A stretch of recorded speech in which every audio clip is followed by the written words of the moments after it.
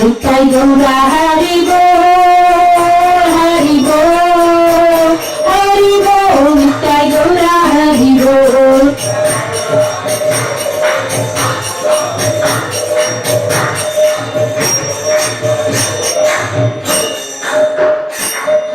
Jai Om Vishnupada Paramahansa Parivacharya Sutrasata Shri Srimadhi's Divine Grace of Chandaravindra Bhakti Vedanta Swami Srila Prabhupada ki, ISKCON founder Acharya Srila Prabhupada ki, Anand Koti Vaishnava Vrinda ki, Namacharya Srila Haridas Thakur ki, Prem Sikho Shri Krishna Chaitanya Prabhu Nityananda Shri Advaita Gadadhara Srivasadi Gaur Bhakta Vrinda ki, Shri Shri Radha Krishna Gop Gopinath Shyam Kund Radha Kund Giri Govardhan ki, Vrindavan Dham ki, Mathura Dham ki, Navadip Dham ki, Shri Jagannath Swami ki, Yamuna Mai ki, Srimati Tulsi Devi ki, Samved Bhakta Vrinda ki, Nitai Gaur Premanandi.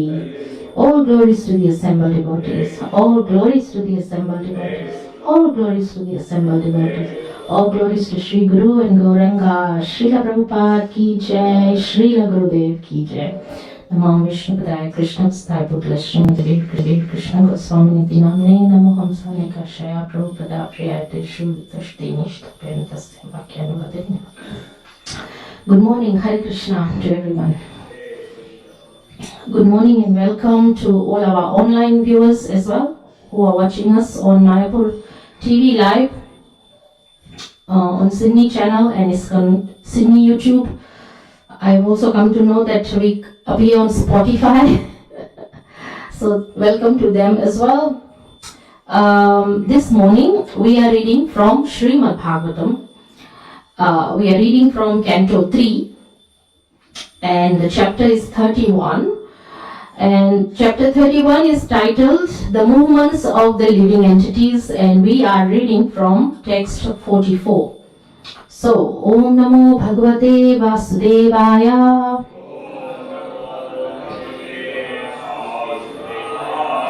Om Namo Bhagavate Vasudevaya.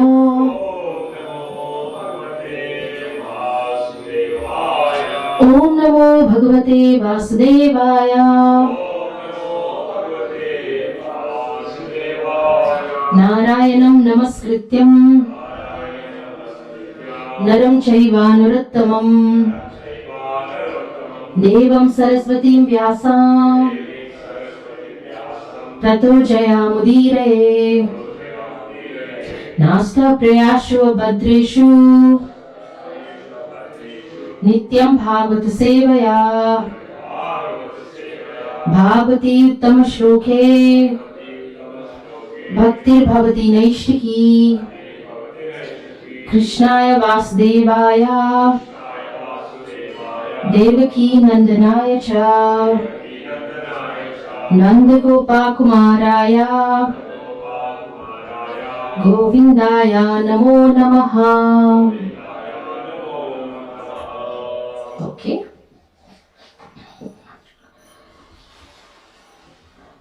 Jivo hi asyanugo deho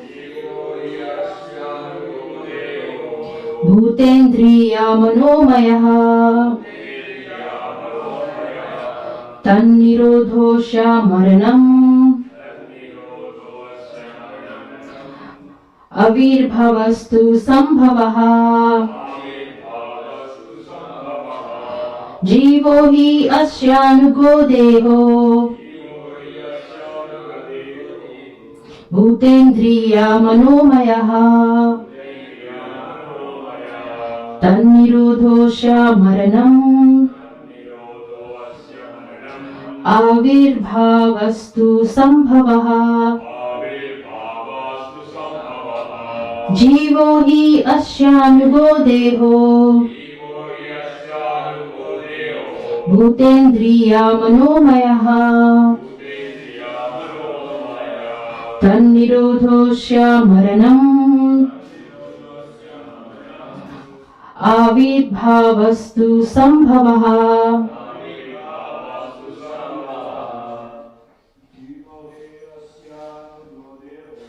Jivo hi asyanugo Bhutendriya Manomaya Tanirodhosya Maranam Avirbhavastu Sambhavaha Jivo Vyasyanugo Devo Bhutendriya Manomaya Tanirodhosya Maranam Avirbhavastu Sambhavaha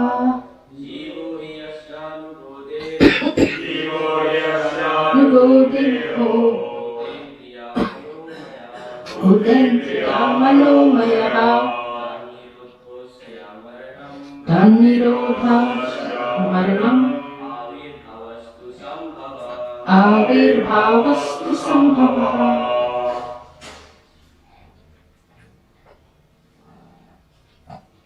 Okay. Jiva, the living entity. He, indeed, Asya, of him, Anuga, suitable, Deha, body, Bhuta, gross material elements, Indriya, senses, Mana, mind, Maya, made of, Tat, of the body, Nirodha, destruction, Asya, of the living entity, Maranam, death, Avirbhavaha, manifestation, Tu, but, Sambhava, birth. Okay, so it's an interesting translation. This morning, translation and purport by His Divine Grace A.C. Bhaktivedanta Swami Srila Prabhupada Ki Jai. Okay, so in this way, the living entity gets a suitable body with a material mind and senses, according to his fruitive activities. When the reaction of this particular activity comes to an end, that end is called death. When a particular type of reaction begins, that beginning is called birth. So we can all repeat. In this way, the living entity gets a suitable body with a material mind and senses according to his fruitive activities. When the reaction of his particular activity comes to an end, that end is called death. And when a particular type of reaction begins, that beginning is called birth. So purport, from time immemorial, the living entity travels in different species of life and the different planets, almost perpetually. This process is explained in the Bhagavad Gita, Brahman Sarva Bhutani Yantra Rudhani Mayaya. Under the spell of Maya, everyone is wandering throughout the universe on the carriage of the body offered by the material energy. Materialistic life involves a series of actions and reactions. It is a long film spool of actions and reactions, and one lifespan is just a flash in such a reactionary show. When a child is born, it is to be understood that this particular type of body is the beginning of another set of activities. And when an old man dies, it is to be understood that one set of reactionary activities is finished. We can see that because of different reactionary activities, one man is born in a rich family and another born in a poor family. Although both of them are born in the same place, the same moment, and in the same atmosphere, one who is carrying pious activity with him is given a chance to take his birth in a rich or pious family, and one who is carrying impious activity is given a chance to take birth in a lower, poor family. The change of body means a change to different field of activities. Similarly, when the body of the boy changes into that of a youth, the boyish activities change into youthful activities.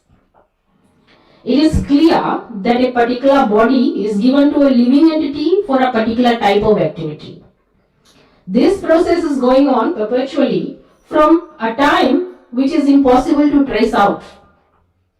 Vaishnava poet says therefore anadi karma phale, which means that these actions and reactions of one's activity cannot be traced, for they may even continue from the last millennium of Brahma's birth to the next millennium. We have seen the example in the life of Narad Muni. In one millennium he was the son of a maid servant, and in the next millennium he became a great sage. So, this is a very good explanation as to why you are the way you are, why you suffer certain reactions and others don't. This is why. So very quickly, Jai Shri Krishna Chaitanya Prabhu Nityananda Shri Advaita Gadadhara Srivasadi Gaur Bhakta Vrinda Hare Krishna Krishna Krishna Hare Hare Hare Rama Rama Rama Hare Hare. So this is a very, very clear indications, and this realization you will find that when somebody passes away or somebody leaves their body, first of all there is grief and there is lamentation, such person has left, but after that there is a certain realization that okay, this person has left us, all the activities that they were doing has also left us. He has finished or she has finished their activities and gone. And then you reflect, how they do the eulogy when somebody dies. What's a eulogy? Anyone knows what a eulogy is? When somebody dies and somebody stands at the podium with a microphone, speaks about that person. Mr. X or Miss Y, they were like this, they did this, they did that, and the highlight of their life was this, the achievement was this. In other words, they will recite the activities of that person. Even if somebody leaves this place and goes to another country or something, they say, oh, Prabhuji here used to do this, wonderful cooking, the pakoras were very nice. So, or something like that. So what you are describing are the activities, and what you are doing are collecting these activities to decide what your next life will be. I'm not saying anything that is something that you don't know. You already know that. Whatever you are doing now will decide what you are going to be next life. The whole point is sometimes we wonder, we are devotees, we are doing all these nice things, and we get attacked or we get sick. Just recently my Guru Maharaj was visiting and he opened the floor for questions. So one Prabhu, he asked this question, and it is a very very revealing question he asked, very true question that we come across every day. He said, my aunt or someone, his family had passed away. His grandmother, right, his grandmother had passed away. But throughout her life, she was a devotee, he said. She was worshipping Krishna, just like we are worshipping Krishna. And she was doing all the right things, prasadam, all her activities were very good. But towards the end of her life, he said, for 5-6 months, she was bedridden and coming to her death, but in a very painful, excruciating, torturous way. In other words, she was suffering very badly before she died. But all through her life, so he said, my grandmother did good things all her life. How come Krishna gave her such a painful, torturous death?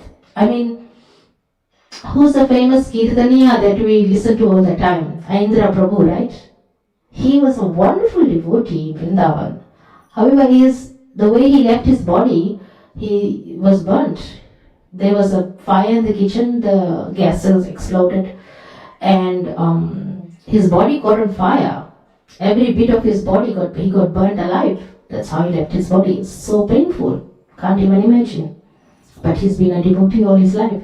So the question he asked my Guru Maharaj just recently, the activities were all spiritual. So we are talking about reactions, right? And activity in the shlok. So how come my grandmother had 5-6 months of torture?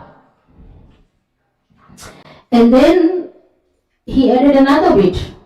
My family, the rest of the family came to me and said, you are aspiring, I think he had already initiated. You have decided to become a Hare Krishna devotee. You have taken up initiation. What use is it? It's no use, they were telling him. Because at the end of the day, you will die a most horrible death anyway. Krishna is not going to take care of you, and you are not going to have an easy death. Your grandmother did all these things, and yet she suffered. And we can see some of the devotees also, they did some very wonderful things. How come they died in that way? So, anybody's got any answer for that? What would you think? Why? Initial thing will be karma. But how come? No karma. The karma was good throughout the life. They were devotees, so why? So my Guru answered this question. I'll tell you what he said.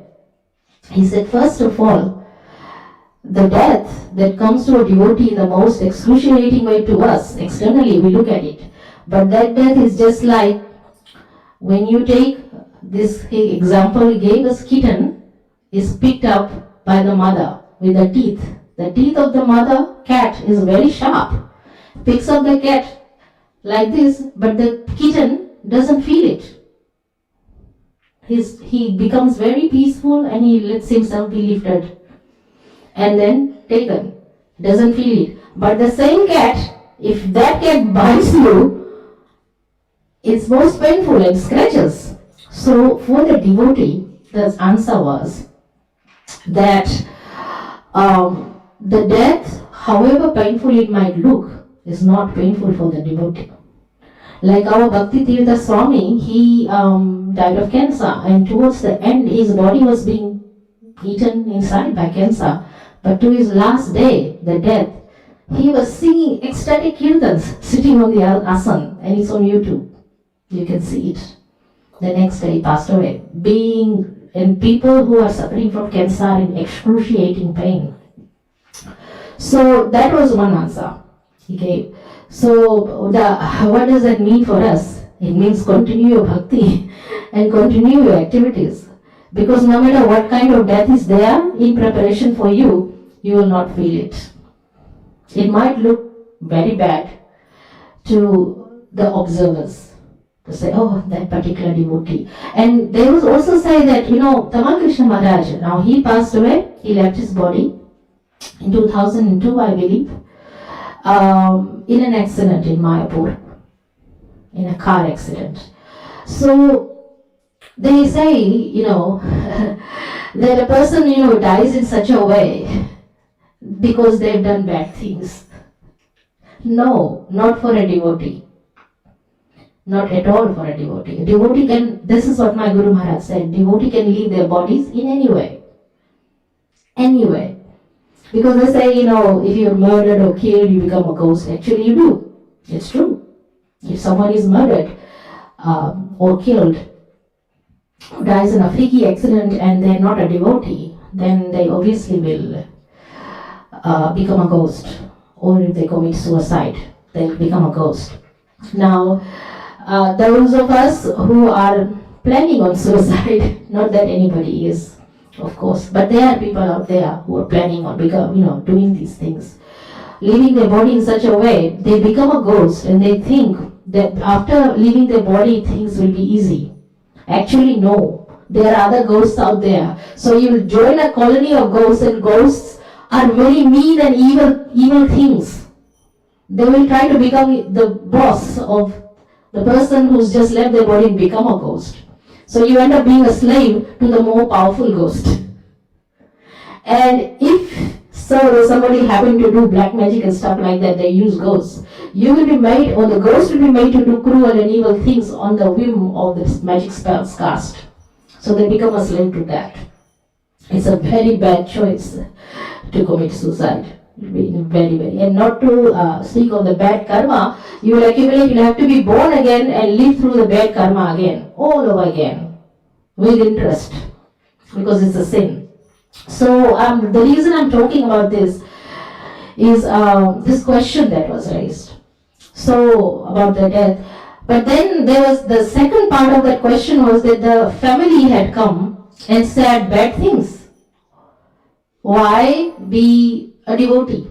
How would you answer that, being a devotee yourself? Because you will tell your family, even though I'm a devotee, or even though my grandmother was a devotee, she didn't feel it. She was taken care of Krishna, just like the kitten is being picked up by that mother cat with her teeth. So, and for our own understanding, my Guru Maharaj said, people use those things, those excuses, those reasons to justify the fact that they don't want to become a devotee. In other words, for them, being a devotee is not an option that they want to choose. And in order to justify their behaviors, they say, oh, it's not worth it. Look at this devotee, look at that devotee. So, for a person who's put off by such things, they must understand there are certain groups of people, category, who don't want to practice bhakti. And in order to feel good about it, they will use these reasons to justify. So we must be aware of these things. So that was one aspect of death and the activity. So what would happen to his grandmother? In hindsight, she was practicing bhakti. And in the course of her life, she accumulated pious activities. So the result will be given to her according to her pious activities. And Prabhupada had actually mentioned in one example, he said, how come Ford is a very rich devotee and is, applying all his funds for the Hare Krishna movement and building our temple in Mayapur, lots of money, while somebody else who's born around the same time, same place, and has struggled just as much, but no money, or not as rich. So how come two people, this is Prabhupada's example, they struggle in the same way, same effort. However, one is successful and one is not. But they applied the same work, hard work. They suffered the same consequences. So there's a thing called karma, the fruitive activities. That's why. Even though one has probably even put in more effort. So as a general rule of thumb, general suggestion that was given in one of my guru's classes was, if your endeavor or if your effort is too much of a high price, too many sacrifices, too much endeavor, then it's probably not worth it in terms of material gains, because the price is too high. As far as spiritual life is concerned, there is no limit. You can endeavor as much as you want. So there was a key element, because of the purposes of this class. Where does that leave us? How do we approach our activities?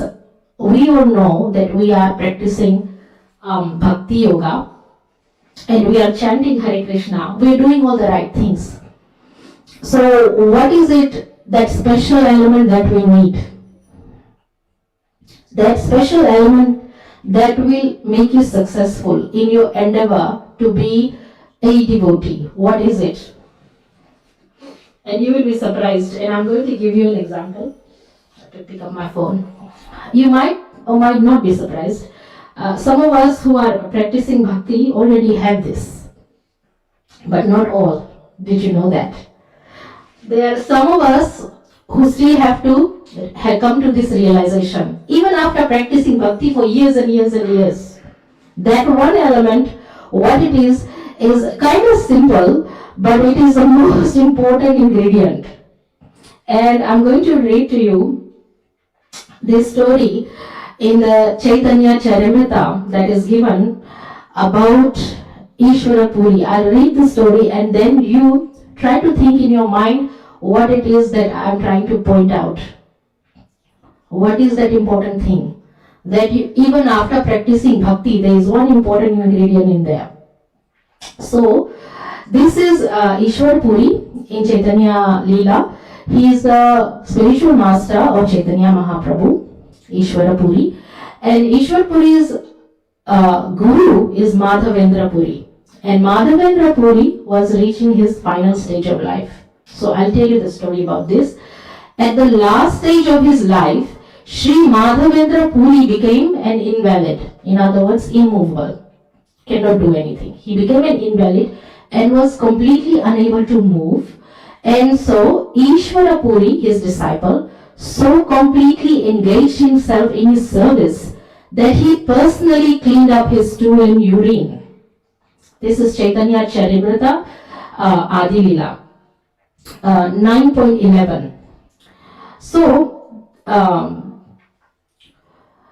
I'll read that again. At the last stage of his life, Sri Madhavendra Puri became an invalid and was so completely unable to move. And Ishwara Puri so completely engaged himself in his service that he personally cleaned his stool and urine, always chanting the Hare Krishna Mahamantra and reminding Sri Madhavendra Puri about the pastimes of Lord Krishna in the last stages of his life. Ishwara Puri gave the best service amongst his disciples. Okay, so that's the scenario I'm giving. What was it that Ishwar Puri had that was set him apart from other disciples? The seed of devotional service next fructified in the form of Sri Ishwara Puri, and then the gardener himself, Chaitanya Mahaprabhu, became the main trunk of the tree of devotional service. Srila Bhakti Siddhanta Saraswati Thakur writes in his Anubhasya, Sri Ishwara Puri was the resident of Kumarahata, where there is now a railroad station known as Kamaharta. Nearby there is another station named Halishahara, which belongs to the Eastern Railway. Okay, so this is describing where he lived. This railway runs from eastern section of Calcutta. Now, Ishwara Puri appeared in a Brahmin family and was the most beloved disciple of Srila Madhavendra Puri. So, what was it? I'll just skip and okay. Thus, after the service that Ishwara Puri gave him, Madhavendra Puri, being very pleased with him, blessed him. Now, this is the main part. He blessed him, saying, "My dear boy, I can only pray to Krishna that he will be pleased with you." Thus, Ishwara Puri, by the grace of the spiritual master, Sri Madhavendra Puri, became a great devotee in the ocean of love of Godhead. So, Srila Vishwanath Chakravarti Thakur states, in Guru Vastaka Praya, Yasya Prasada Bhagavat Prasado, we recite that every day. By the mercy of the spiritual master, one is blessed by the mercy of Krishna. Without the grace of the spiritual master, one cannot make that advancement. That is the element. So, can anybody now tell me what was the meaning of this story and how can we make our activities pious, that we can succeed even after practicing so much bhakti? As someone, is practicing bhakti but doesn't have that one element. One is practicing bhakti but does have one. What's the difference? What's the conclusion? That's one, correct. Service attitude? Pardon? Humility, yes. Yes, mercy of the Guru. So these are the things. But even like my Guru Maharaj in this regard had a good laugh. He said, Ishwar Puri, is a great disciple. My disciples are rascals compared to that. Actually, that is true. We have not reached that stage like Ishwar Puri. The service attitude towards the spiritual master, but humility and service attitude, but also the blessings of a spiritual master. That the spiritual master is so pleased with you that you get the mercy of Krishna automatically. So that is the difference. And my spiritual master was saying, we are wandering from one universe to another. One life to another, one body to another. It's just like going into a shop. There are lots of clothes there. You try this cloth, that cloth, that cloth. So we are trying this body, that body. We are trying this set of activities, that set of activities. This drama, that drama. But none of them is enough to take us back to Godhead, to have us in, to stop this cycle of birth and death. To stop wearing one cloth after another, one body after another, from one universe to another to another. So, once in a lifetime you meet your spiritual master. So many births. So many births. You are lucky to meet your spiritual master. And in that life, if you do not take the opportunity to get initiated, or you prefer to do activities which is contrary to one achieving the initiation or blessings of a spiritual master, then imagine how foolish that person is if they've done that. And if somebody who's taken the opportunity to visit the spiritual master, to get that mercy, to get initiated, not only that, but develop the service attitude, that will make that person successful. So once you come to that realization, then it's good. But unless we come to that realization, practicing bhakti is not so effective. We can practice bhakti all we like, but the internal service attitude and humility does not develop, does not fructify, then the bhakti is not really effective. Because the love for the spiritual master and service attitude to Vaishnavas, actually all living entities, is very parallel with the bhakti for Krishna. How can one love Krishna if they don't love their guru? Doesn't go.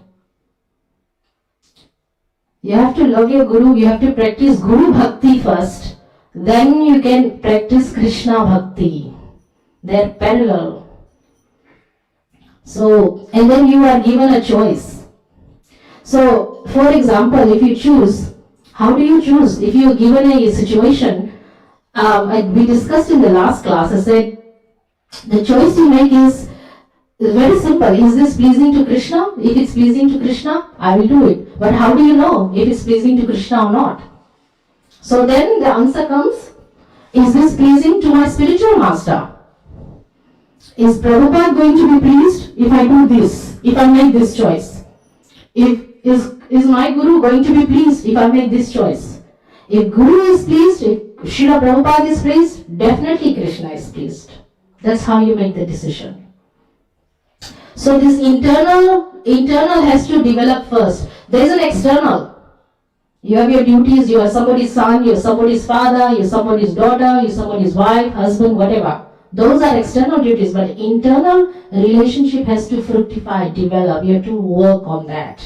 That comes through chanting, that comes through association. That's why I always, every night we do this Tuesday evening kirtan, I say Sadhu Sangha ki jai. Sadhu Sangha, great association, good association. That is important. If you daily associate, you are who you associate with. That's a fact. If someone associates with somebody who's a painter, they will have paint attached to them. Somebody who is associating with a rich person, they will learn ways of making money. Somebody who is associated with a cheater or a thief, they will start cheating and start stealing.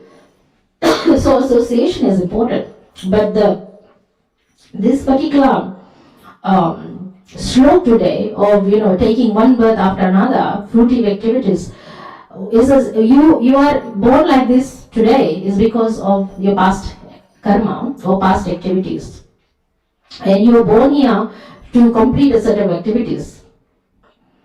So am I. It was probably written here that I will do this, this, this. It is written there that you will do this, this, this. That's the purpose of your birth. But the important thing is that you use this birth to at least develop service attitude like Ishvara Puri, and if you have a spiritual master. If you don't have a spiritual master, aspire to get one. If you haven't found your spiritual master yet, pray to Srila Prabhupada. Srila Prabhupada will send you. It is very important. Without the mercy of the spiritual master, cannot succeed. And once you get the spiritual master, you've got to genuinely develop bhakti for the spiritual master in service like Ishwar Puri did. So you might say, oh well, Ishwar Puri was back in those days. What about now? Yes, we do have disciples like Ishwar Puri even today. If you look at His Holiness Jayapataka Swami, there is one disciple there who pushes his the trolley that he sits in the wheelchair, and physically services him even today for the last 10 years or more, 15 years now, 12 years, without fail. How much that person, that disciple, would have pleased His Holiness Jayapataka Maharaj, and what kind of blessings they would get. At the end, surely Krishna will take them. So it still happens up till this day. So what about the ladies who have, they can't get near spiritual masters that much. I don't even have my spiritual master came, I couldn't even touch his feet. Ladies don't touch him. So when he came to my home, I could not even wash his feet. And every time my guru in the past came to my house, I would be in traumatic stress. Who's going to wash his feet? I can't. I just can pour the water, and I have to get some Prabhu. So this time around, my spiritual master could understand my emotions, because I've been harboring this for many years. So he said, Syamapriya, I don't need my feet washed. My feet are clean. My feet are very clean. They don't need washing. So he joked. But ladies can still aspire. Mentally they can wash his feet, but they can still aspire to accept the philosophy imparted by spiritual master, and follow the guidelines given by Srila Prabhupada that is being imparted by the same spiritual master. So for the ladies who are listening, you can still follow all the regulative principles, you can still follow all the guidelines. You may not be able to serve your spiritual master physically. I was ordered to cook for him because the time that I had the program, there was no cooking. It doesn't take lunch, so I couldn't cook for him. He said, Syamapriya, you didn't cook for me. He wants me to cook for him. So you can still do that. There are other things you can do. You may not be able to serve him like Ishwar Puri or the servant of Jayapataka Swami, but there are other ways that you can serve, but service attitude. Like Prabhu said, you have to have service attitude. And work very hard to get your spiritual master's blessings. And the choices you make are very important. Cannot associate with bad association, because that will drag you down. That will put your initiation back, or mercy of the spiritual master. You'll fall. You'll fall. That's what will happen. And for those of us who want to progress faster, like warp speed, serve your spiritual master. Serve a Vaishnava. That's warp speed progress in spiritual life. Advance. You'll advance very rapidly with the love of your Guru or Srila Prabhupada. So that was the lesson for the day.